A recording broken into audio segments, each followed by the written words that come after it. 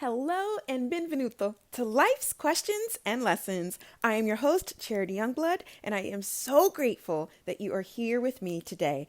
This podcast is unedited because life is unedited.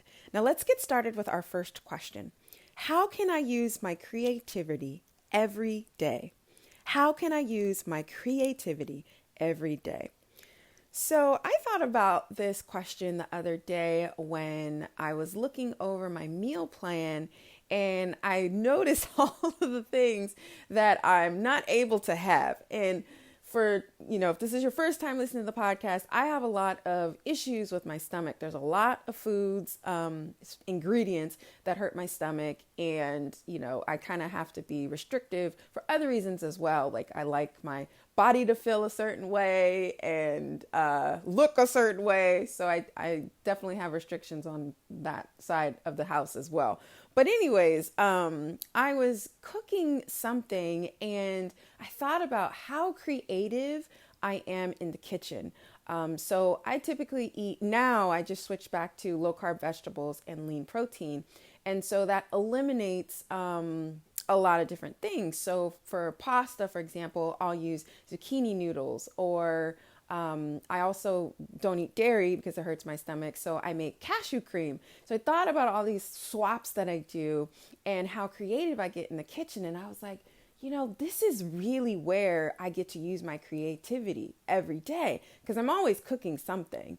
And I thought that would be a really great question to bring to the podcast. How can I use my creativity every day? For me, creativity really sparks some extra special something in me. Like I don't know scientifically what it is, but it makes life sweeter, when I'm being creative. So I really challenge you to explore this question in whatever way works best for you.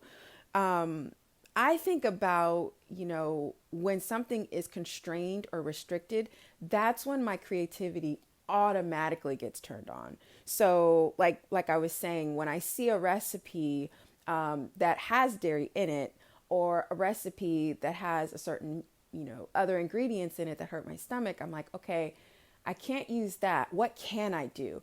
And that question alone, what can I do, kind of opens up, the space to all the possibilities of what you can do, because you're basically telling your mind, you're going to do this, right? So in my case, I'm going to make the dish, right? It's going to be delicious because I'm making it.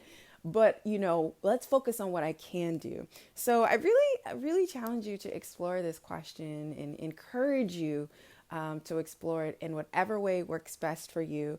And really think about the insights as they're coming through. A lot of times we can ask ourselves these questions and we're like, no, that doesn't sound quite right. But give yourself the opportunity to let whatever comes through come through.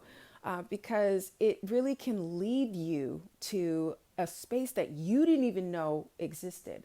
That's one of the reasons why I love working with questions. For one, they're very personalized. Like I'm exploring the same question, but the insights that come from it are going to be very, very different than the insights that come for you, right? So it's a very personalized experience. So that, or I should say those are the questions that I had on my heart today. As always, thank you so much for listening. Please rate and review this podcast wherever you are listening to my words. And if this episode was helpful for you, please share it. And until next time, take care.